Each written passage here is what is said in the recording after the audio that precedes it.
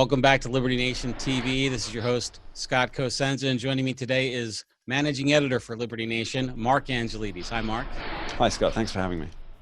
Mark, the presidential election will be upon us fairly soon, and I know that there's been a lot of polling stories lately that indicate perhaps wild swings, and some that indicate swings that may not be there because of who they chose to poll. So we're hoping that you can clear it up with the very latest in our presidential election coming soon.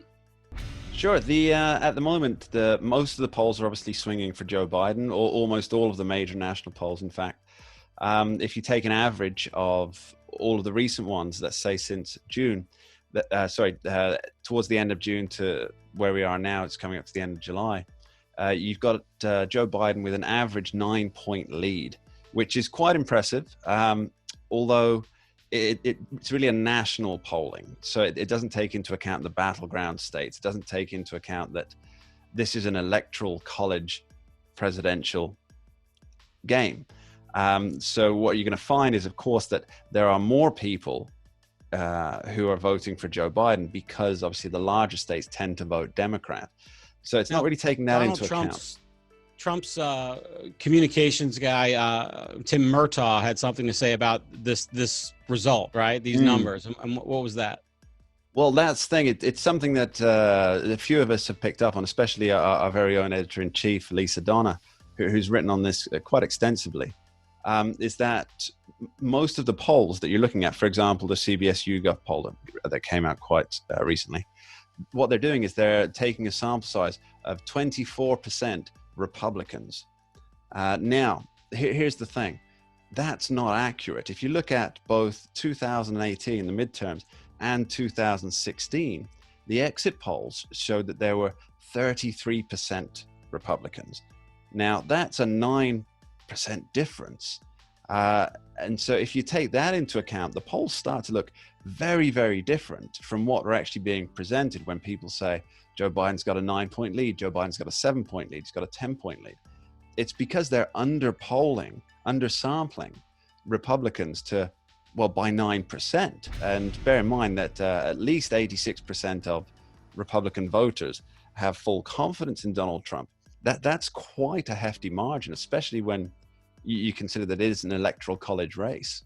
Well, that brings forth the obvious question, Mark. How can they get away with this? They pollsters are only as good as their polls, right? So, yeah, how they try and justify this kind of move is by saying that with the exit polling, there is mostly older people who have actually gone out and voted. So this is where they get the exit poll numbers from. So what they're saying is that these are mostly older people. They're mostly white people. So they're going to be more for Donald Trump than for Joe Biden. So therefore, they've justified cutting down from 33% to 24%. But the reality is that these are the people that actually do go out and vote.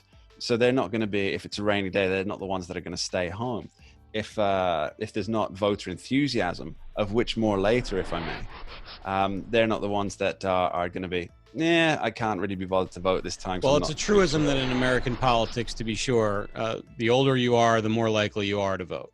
Yeah, that's not just American politics. That's all politics, okay. All over the world. Now, as I mentioned briefly about likelihood to vote through voter enthusiasm, the same CBS poll that I mentioned earlier, this shows why people are voting for their chosen candidates. So those who have indicated they would be voting for Joe Biden, just 27% are doing so because they like Joe Biden.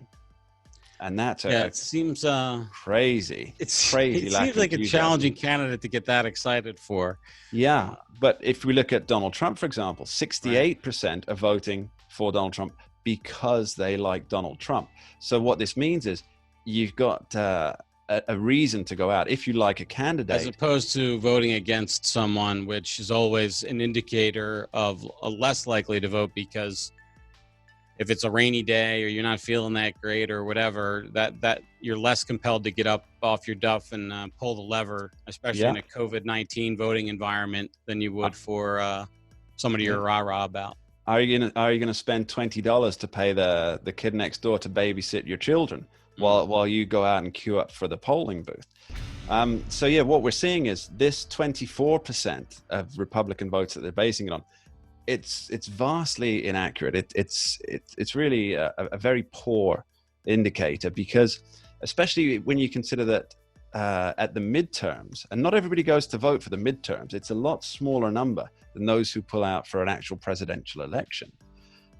What you've got is that was also 33% in the 2018 exit polls. These are CNN's figures, by the way. So well, let me go ahead.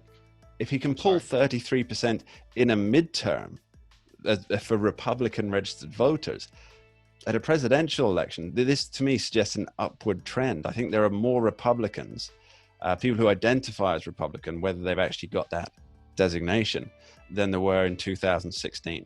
And so quickly, Mark, as we conclude, where are the trends now for Trump and Biden? In the places that matter. Obviously, in California, we know that Joe Biden's going to win, and it doesn't matter. But in the places that matter, in the battleground states, what's happening? Well, they're obviously much closer. If you just take battleground states and you adjust for the actual number of Republican voters, Trump's winning in the battleground states, pretty much all of them.